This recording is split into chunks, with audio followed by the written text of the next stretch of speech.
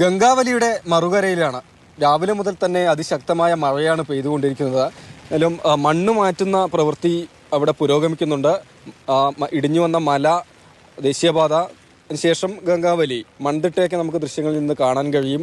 എന്തായാലും ഇന്നലെ ഏറ്റവും അവസാനമായി സിഗ്നൽ ലഭിച്ചത് പുഴയിൽ നിന്നാണ് എന്നതാണ്. പക്ഷേ പുഴയിൽ ഇതുവരെ തിരച്ചിൽ ആരംഭിച്ചിട്ടില്ല എന്നതുകൂടിയാണ്. NDRFിൻ്റെ സംഘം, നാവികസേനയുടെ സംഘമൊക്കെ ഇപ്പോൾ ഈ അപ്പുറത്തെ ഭാഗത്ത് തന്നെ, അപ്പുറത്തെ കരയിൽ തന്നെ അവരുടെ ബോട്ടുകളൊക്കെ നിർത്തി ഇട്ടിരിക്കുന്നത് കാണാൻ കഴിയുന്നുണ്ട്. ഏതായാലും പുഴയിൽ ഇന്ന് ഇതുവരെ തിരച്ചിൽ ആരംഭിച്ചിട്ടില്ല എന്നതുകൂടിയാണ്. ശക്തമായ മഴ, നല്ല കാറ്റ്, ഇതൊക്കെ തുടരുക തന്നെയാണ്. കഴിഞ്ഞ ദിവസങ്ങളിലെല്ലാം മേഖലയിൽ മഴയായിരുന്നു. പക്ഷേ ഇന്ന് ഇടവേള ഇല്ലാതെ എന്ന വണ്ണം മഴ പെയ്യുന്നു എന്ന് വേണം പറയാൻ. ഏതായാലും മണ്ണ് നീക്കിയുള്ള പ്രവൃത്തി ഇപ്പോഴും പുരോഗമിച്ചുകൊണ്ടിരിക്കുകയാണ്. ഇവിടെ ഇന്നലെ 3 സിഗ്നലുകളാണ് റോഡിൽ നിന്ന് കിട്ടിയിരുന്നത്. 3 സ്ഥലത്തെയും മണ്ണ് മാറ്റി പരിശോധിച്ചു, തിരഞ്ഞു. പക്ഷേ പ്രതികൂലമായ റിസൾട്ടാണ് കിട്ടിയത്. അവിടെ പാറക്കഷ്ണങ്ങളുടെ സിഗ്നലുകളാണ് റഡാർ പരിശോധനയിൽ കിട്ടിയതെന്നതാണ്. എന്തായാലും പ്രതീക്ഷാവഹമായ ഒരു കാര്യമായി ഇപ്പോൾ നിൽക്കുന്നതായി പുഴയിൽ നിന്ന് സിഗ്നൽ കിട്ടിയത് മാത്രമാണ്.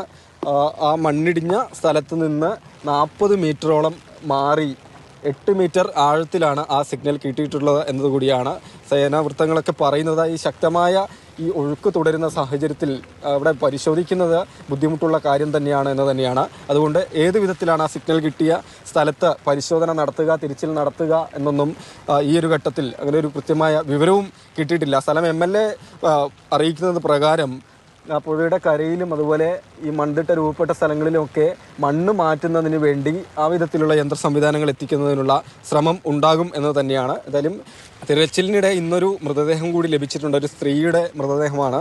ഇവിടെ നിരവധി വീടുകളുണ്ടായിരുന്നു. 5 വീടുകളാണ് ഈ ദുരന്തത്തിൽ പൂർണ്ണമായും എന്നവണ്ണം തകർന്നു പോയത്. 4 വീടുകളുടെ തറഭാഗം മാത്രമാണ് അവശേഷിക്കുന്നത്. ബാക്കിയൊന്നിന് കാര്യമായ തന്നെ കേടുപാട് സംഭവിക്കുകയും ചെയ്തിരുന്നു. ഇവിടെ ഉള്ളൊരു സ്ത്രീ മിസ്സിംഗ് ആണ്. അവരുടെ മൃതദേഹമാണോ ലഭിച്ചിട്ടുള്ളത് എന്ന സംബന്ധിച്ചൊരു സ്ഥിരീകരണം ഏതായാലും കിട്ടിയിട്ടില്ല.